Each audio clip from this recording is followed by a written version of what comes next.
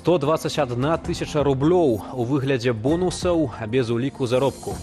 Столькі летась атрымаў былы дырэктар Беларускалію Іван Галаваты, паведамляе рабочы рух. Экс-кіраўнік адзначыўся масавымі рэпрэсіямі на прадпрыемстве пасля страйку ў 2020 годзе. Зрэшты, пераслед працаўнікоў працягваецца і пасля ягонай адстаўкі. Вітаю, шаноўнае гаспадарства, з вамі Віталь Ціўчык. Запрашаю на аб'ектыў. Каталікі адзначаюць свята трох каралёў, праваслаўныя рыхтуюцца сустрэць каляды. Раство гэта свята надзей. Зеленскі распавёў, Лукашенка папрасіў прабачэння за напад з тэрыторыі Беларусі, але Эйсман заяўляе, што не. Новая сітуацыя наконт перамоваў, якія ініцыюе амерыканскі прэзідэнт, будучы Дональд Трамп, яна падштурхнула яго. Савет міністраў шукае, як рэгуляваць кошты. На зацвярджэнне ўзурпатараў дадуць 3 варыянты. Любые спробы неяк знайсці тыя самыя справядлівыя кошты, пакуль ні ў адной краіне міра не прывялі ні для чога, акрамя дэфіцыту. Прабачэнне за расійскае ўварванне ва ўкраіну з тэрыторыі Беларусі, а таксама прапанова ўдарыць па нафтаперапрацоўчым заводзе у Беларусі. Уладзімір Зеленскі падчас інтэрв'ю згадаў тэлефонную размову з Александром Лукашэнкам, якая адбылася ў першыя дні пасля пачатку паўнамаштабнай вайны. Через кілька днів, перших днів війни, пасля некалькіх першых дзён вайны я размаўляў з Лукашэнкам па тэлефоне, і ён выбачаўся. Ты павер, Володя, ён мне казаў, гэта не я. Я не кантралюю, гэта проста ракеты, гэта Путін. Я не контролюю, це просто ракети, це Путін. Владимир Зеленскі даў інтэрв'ю падкастару з ЗША Лексу Фрідману. Гаварылі ў тым ліку пра саўдзел Лукашэнкі ў вайне. Зеленскі згадаў тэлефонную размову, якая адбылася адразу пасля пачатку расійскага ўварвання. Згодна з словамі прэзідэнта ўкраіны, Лукашенка тады зрабіў нечаканую прапанову. Війна, ракети прилетіли. Вайна, ракеты прыляцелі, кажу, з тваёй зямлі, з Беларусі. Як ты дапусціў? Ён кажа, ну добра, я дагэтуль памятаю. Ён мне кажа, удар па нафтаперапрацоўчым заводзе. Ты ж ведаеш, як шмат ён для мяне значыць. Мазырскі ці які, а я яму кажу, ты пра што кажаш? Про що кажеш? Прэс-сакратарка Лукашэнкі Наталья Эйсман зняпраўдзіла, што той выбачаўся перад Зеленскім. Факту размовы ў першы дні вайны яна не аспрэчвае, а пра тое, што Лукашенка мог прапанаваць нанесці ўдар па мазырскім НПЗ, не згадвае. Ніякіх выбачэнняў прэзідэнт Беларусі Зеленскаму не прыносіў, з той простай прычыны, што прасіць прабачэння нам няма за што. Дэпутат парламенту і палітычны спойлер Лукашэнкі на выбарах Олег Гайдукевич таксама паўстаў на абарону свайго патрона. Извиняться наш президент перед вами не будет, не за что. И перед украинским народом нам не за что извиняться. Я убежден, что придет время, когда украинский народ будет благодарить белорусов за все то, что мы сделали для Украины. И еще сделаем. Але чаму Уладзімір Зеленскі прыгадаў гэтую размову з Лукашэнкам толькі цяпер, калі мінула ўжо амаль 3 гады? Зеленскі вырашыў, што можна пра гэта расказаць. Я думаю, што тая новая сітуацыя наконт перамоваў, якія ініцыюе амерыканскі прэзідэнт, будучы Дональд Трамп, яна падштурхнула яго да некай большай шчырасці. У 2023 годзе Служба бяспекі ўкраіны паведамляла пра магчымасць дыверсіі на мазырскім НПЗ сіламі прыватнай ваеннай кампаніі Вагнера, што магло стацца нагодай для ўцягвання беларускага войска ў вайну. А пасля таго, як Украіна пачала атакаваць расійскі НПЗ, працаўнікі дзяржаўных медыяў пужалі беларусаў магчымасцю удараў і па беларускіх заводах. Поняли, мужики с НПЗ в Мозыре? Снаряды и дроны должны разорвать ваши кишки. Потом на это будут смотреть ваши дети и плакать, а жены падать в обморок. Але ці сапраўды Лукашенко мог прапанаваць Зеленскаму нанесці удар па аб'екце інфраструктуры ў Беларусі, прытым па нафтаперапрацоўчым заводзе? Для него главное это его кресло, его деньги, его семья. и его власть. Вот о чем он думает. Он никогда не думал о том, что есть какие-то люди, о том, что у них есть какие-то права, есть безопасность этих людей. Для него это второстепенный вопрос. Між тым, амерыканскае выданне «Палітыкаў» з дапамогай аналітыкаў, навукоўцаў і футуролагаў вызначыла спіс чорных лебедзяў і непрадказальных малаверагодных падзеяў, якія, аднак, могуць адбыцца сёлета. Сярод іх звяржэнне Александра Лукашэнкі праз аслабленне пазіцыяў Расіі ў выніку магчымага завяршэння вайны. Расійскія войскі наступаюць, захопліваюць усё новыя тэрыторыі і казаць пра некую паразу Расіі ў гэтай вайне не выпадае. А менавіта на гэтым будуецца ўся канцэпцыя. Расія прайграе вайну, пуцінскі рэжым аслабне, ну і тады па прынцыпу даміно аслабне і рэжым Лукашэнкі. Цяпер жа ў Беларусі ідзе перадвыбарчая кампанія. На прызначаныя 26 студзеня выбары Лукашенко пойдзе ў кампаніі з 4 кандыдатаў-спойлераў. Ян Федарович, Белсат. Прынамсі 8 расійскіх беспілотнікаў тыпу «Шахет» цягам ночы заляцелі ў паветраную прастору Беларусі. Паведамляе маніторынгавы канал «Беларускі гаюн». Дроны заходзілі з тэрыторыі Украіны, ды кіраваліся ў бок палескага запаведніку, а таксама ў напрамку Лоева, Камарына і Асарэвічаў. Дзяжурную беларускую авіяцыю ў неба не падымалі. Толькі з пачатку года ў беларускім небе зафіксавалі ўжо 27 пралётаў ударных беспілотнікаў. Расійскія дроны пачалі рэгулярна залятаць у паветраную прастору Беларусі летась у ліпені. За гэты час аналітыкі беларускага гаюна налічылі 395 такіх выпадкаў. Каля паловы шахедаў вярнуліся на тэрыторыю Расіі, астатнія зніклі з радараў. Расійскія беспілотнікі 9 разоў падалі на тэрыторыі нашай краіны. Рэкорднымі паводле колькасці парушэнняў беларускай паветранай прасторы былі лістапад і снежань. Тады зафіксавалі каля 150 такіх выпадкаў. Помста за салідарнасць, рэйды ў малых мястэчках ды амаль 6 тысячаў адміністратыўных справаў супраць беларусаў. Праваабаронцы цэнтру «Вясна» падвялі вынікі палітычнага пераследу за мінулы 2024 год. Летась адбылося не меней за 5890 судоў паводле палітычных адміністратыўных артыкулаў. Гэта амаль на 2000 судовых працэсаў больш, чым у 2023 годзе. Найчасцей беларусаў судзілі нібыта за распаўсюд так званых экстрэмісцкіх матэрыялаў. Аднак сёлета да інструментаў рэпрэсіяў дадаўся і артыкул аб выкарыстанні замежнай дапамогі для ажыццяўлення так званай экстрэмісцкай дзейнасці. Пасля адной толькі аблавы на атрымальнікаў харчовай дапамогі ад ініцыятывы «I need help BY» адміністратыўныя справы завялі супраць 150 асобаў.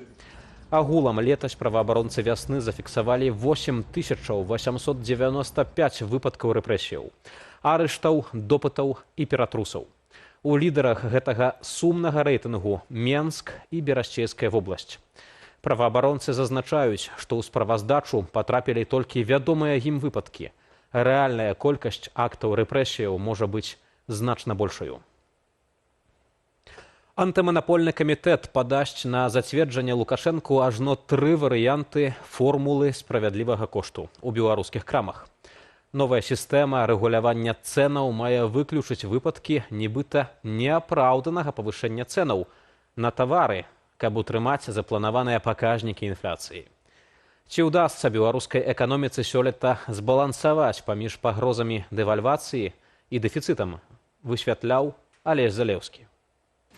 Як бы не крытыкавалі беларускую эканоміку летась, але стракаты на пачастункі, святочны стол, пусцяж даступны для беларусаў. Подешевел горошек, на акции находится сегодня майонез, подешевела морковка и соленый огурец. Прынамсі, афіцыйна, гэтак індекс аліўе. Набор прадуктаў, неабходных для прыгатавання гэтай стравы за год нават патаннеў на 40 копеек. Інфляцыя меншая, чым у таксама падсанкцыйнай Расіі. Дык чаму тады ўраду спатрэбілася новая формула справядлівых коштаў? Асноўная праблема складанасць і такая працаёмкасць гэтай сістэмы, ну і тыя мінусы, якія раз-пораз вылазяць. Апошні прыклад, калі забаранілі вываз бульбы цалкам з Беларусі толькі праз спецыяльныя нейкія дазволы, гэта таксама вынік працы гэтай самай цяжкай сістэмы. Рэгуляваць цэны дзяржава ўзялася 2 гады таму пасля падпісання указу нумар 731. Больше на ценах свое состояние создавать не будете.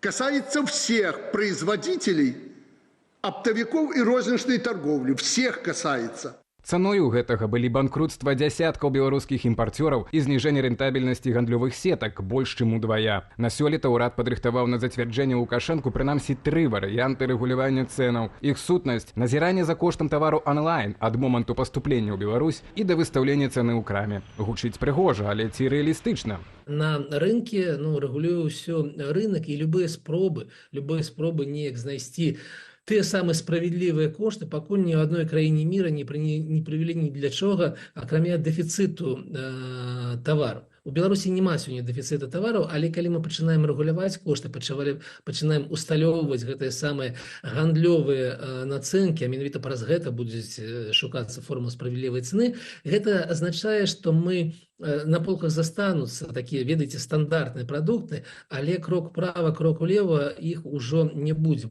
У першую чаргу менш даступнымі будуць і інавацыйныя, высокатэхналагічныя і унікальныя для краіны тавары. Пры гэтым заробкі і эканоміка ў цэлым наўрад ці вырастуць адчувальна, прагназуе Кірыл Руды, аўтарытэтны эканаміст як ва ўрадавых, так і незалежных колах. У інтэрв'ю эканамічнай газеце ён указвае на адзін з двух сцэнароў. У выпадку замірэння ва ўкраіне Беларусь страціць важныя для бюджэту расійскія ваенныя заказы. Калі ж канфлікт працягнецца, узмоцняцца санкцыі датычна нашай краіны.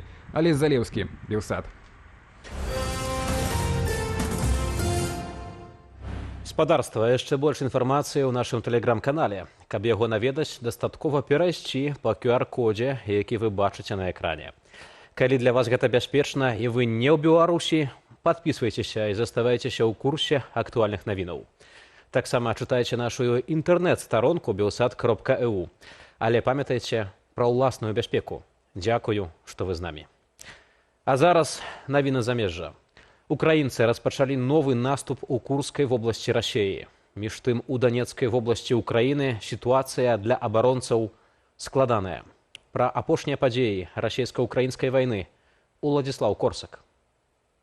Другі дзень актывізацыі украінскага наступу ў Курскай вобласці Расіі. 42 баявыя сутыкненні за сотні, паведамляюць у генштабе ЗСУ. Расійскія прапагандысцкія каналы б'юць трывогу, маўляў, ва ўкраінскім наступе ўдзельнічаюць машыны размінавання, сродкі радыёэлектроннай барацьбы, танкі ды іншая бранятэхніка.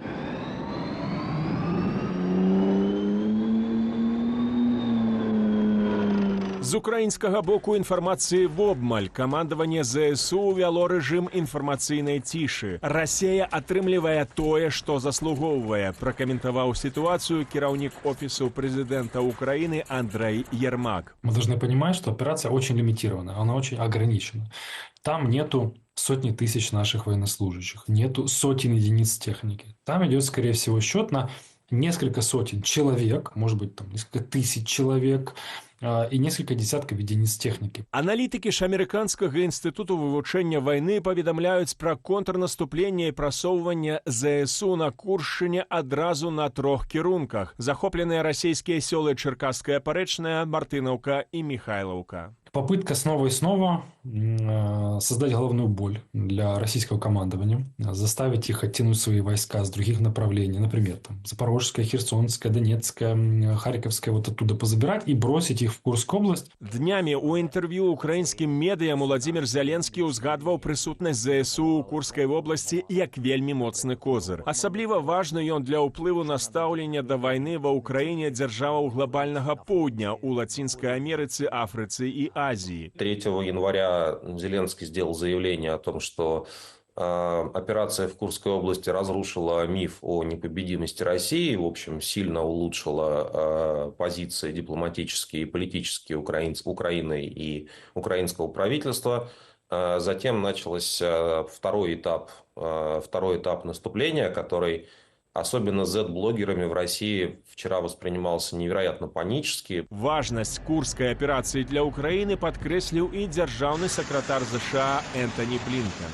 Their position in Kursk is an important one Іхная пазіцыя ў Курску важная. Безумоўна, гэта тое, што будзе ўлічвацца на любых перамовах. Вельмі важна, каб калі ў канчатковым выніку будзе дасягнутае пагадненне пра спыненне агню, гэта было зроблена на найлепшых магчымых умовах. Аднак перспектыва такіх перамоваў пакуль цьмяная. У Крамлі заяўляюць пра адсутнасць перадумоваў для завяршэння якой-кольвек з фазаў канфлікту. Сігналы ў гэтым кірунку ад каманды абранага прэзідэнта США Дональда Трампа там называют нецікавыми. Я думаю, что такие переговоры неформально в любом случае начнутся вместе с приходом Трампа в Белый дом.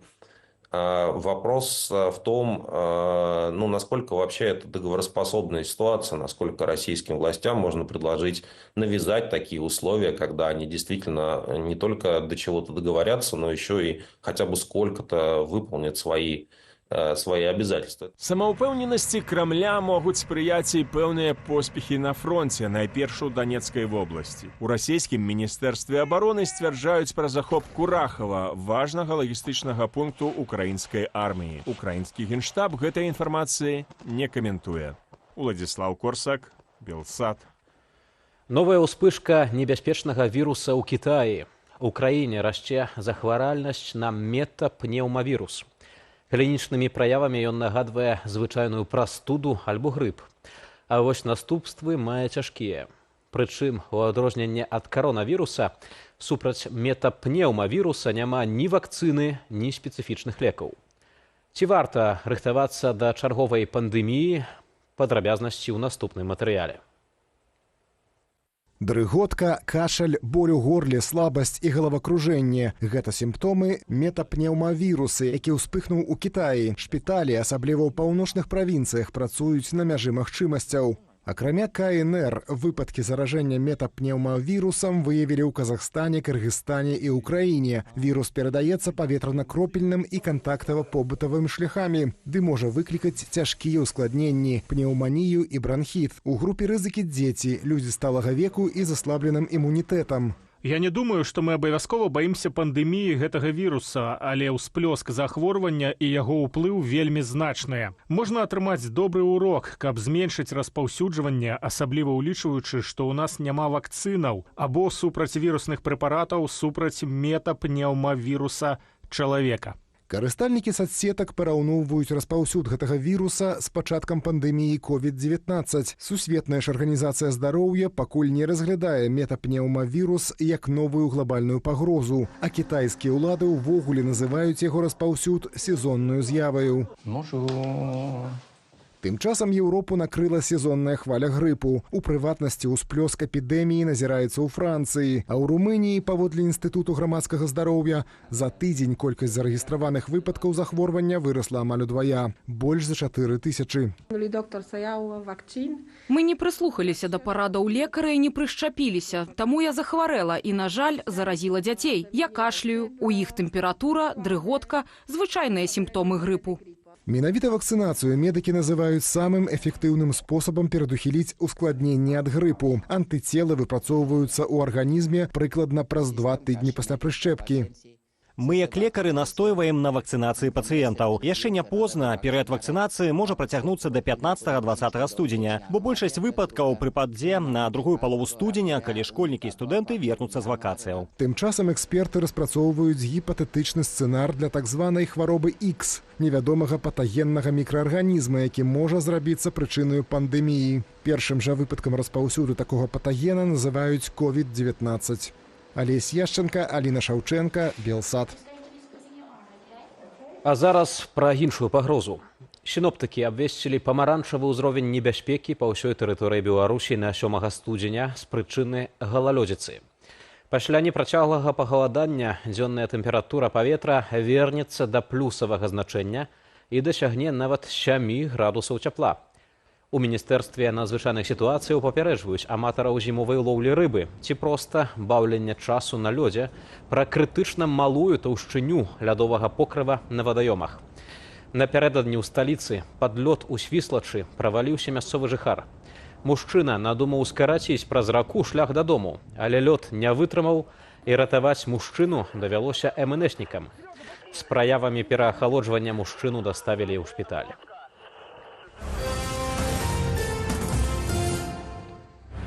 А цяпер да прыемных тэмаў. Сёння куцця паводле юліянскага календара. Праваслаўныя сустракаюць Раство Хрыстова, адно з найважнейшых царкоўных святаў. Пра тое, як вернікі рыхтуюцца да калядаў, Ірына Дарафейчук. Праваслаўныя хрысціяне рыхтуюцца сустракаць Раство. Сёння ў вернікаў постная куцця, якая заканчвае працяглы пост і пачынае адзначэнне аднаго з самых светлых святаў рэлігійнага календара. Для большасці хрысціян Раство гэта свята надзей, таму што калі Бог прыняў плод чалавека для таго, каб яго выратаваць ад смерці і прывесці да вечнага жыцця, то гэта прынамсі такая вялікая надзея і добрая навіна, як это вельмі часта спяваецца ў калядках.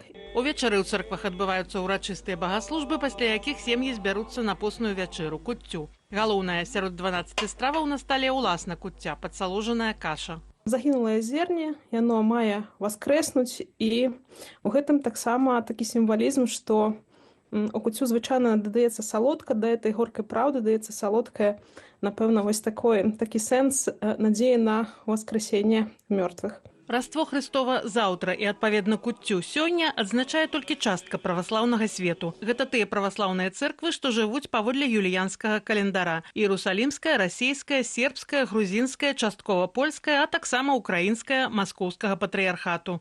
Мы сапраўды жывём у час злых людзей, час пакутаў і выпрабаванняў веры. Злоўжыванне свабоды, якую даў нам Бог, гэта найвялікшая абраза богадаўцы. Ніколі пасля другой сусветнай вайны для нашага кантынента, які апынуўся ў віры трагічных падзей, не было столькі страху і нявызначанасці. Звяртаемся да нашых братоў з просьбай аб міры і дабрыні, якія дае нам Бог, і аб захаванні іх, аб павазе адзін да аднаго, аб любові як да бліжняга, так і да дальніх. У гэтыя цудадзейныя дні святар просіць азірнуцца навокал і памагчы тым, хто мае патрэбу ў дапамозе, увазе і любові. Заўтра ж у праваслаўных першы дзень святкавання нараджэння Хрыста. Ірына Дарафейчук, Белсат. Спадарства ад імя ўсяго Белсату сардэчна віншую праваслаўных вернікаў, якія рыхтуюцца сустрэць каляды. Віншую таксама каталікоў, якія сёння святкуюць урачыстасць аб'яўлення пана, альбо па-народнаму «Тры каралі». У розных кутках Еўропы гэты дзень адзначаюць яскравым тэатралізаваным шэсцем. Паглядзіце, як тры каралі завіталі ў Іспанію і Польшчу.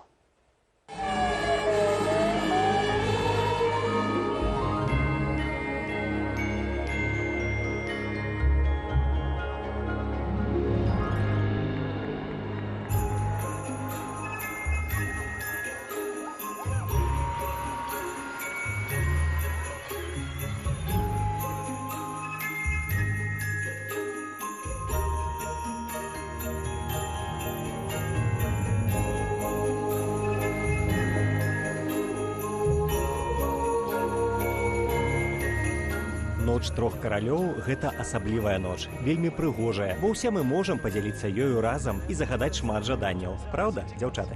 Для сябе я хачу кашулю рэалу, аранжавую, ды іспанскую гітару.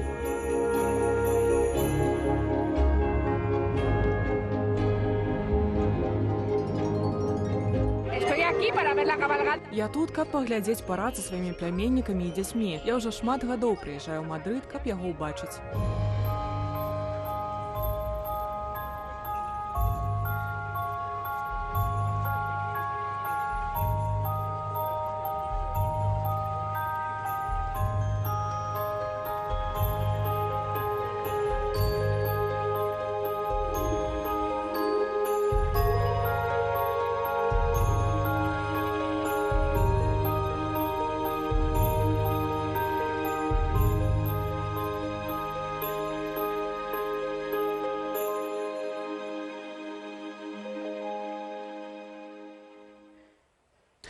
Святар, які не змаўчаў падчас гвалту і беззаконня. У 2020-м ён падтрымаў суайчыннікаў, якія змагаліся супраць фальсіфікацыі выбараў і міліцэйскага сваволля. Свой 50-гадовы юбілей адзначае сёння ксёндз Вячаслаў Барок, душпастыр беларусаў-каталікоў у Варшаве.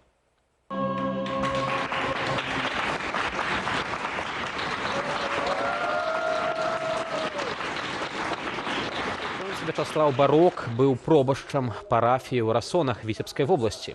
Святар адкрыта выкрываў хлусню з боку рэжыму, прапаведаваў сацыяльнае навучанне касцёлу. Ксяндза Вячаслава арыштавалі на 15 сотняў, ягоныя малітвы за Беларусь прызналі экстрэмісцкімі і змусілі святара да эміграцыі. Ксёндз Вячаслаў быў частым госцем нашага тэлеканалу, дзе выкладаў каталіцкі пункт гледжання. Аж пакуль касцельная іерархія, відавочна пад ціскам лукашэнкаўскай улады, не забараніла святару выступаць у медыях. Сёння наша рэдакцыя далучаецца да віншавання юбіляра, зычым усяго найлепшага на далейшым шляху служэння. Спадарства, напярэдадні наш тэлеканал пакінуў яшчэ адзін выбітны журналіст і вядоўца Сергей Падсасонны. Гэта велізарная страта для нашай рэдакцыі. Асабіста хацеў бы падзякаваць Сергею за гады працы і настаўніцтва, ды пажадаць поспеху на новым шляху. Сёння для вас працаваў Вітаў Ціўчык, наперадзе Белсадзум з Віталём Бабінам, які паразмаўляў з палітолагам Дмітрыем Балкунцом пра заяву Зяленскага аб выбачэннях з боку Лукашэнкі, а таксама пра тое, якія чорныя лебедзі могуць сустрэць дыктатара. Запрашаю застацца.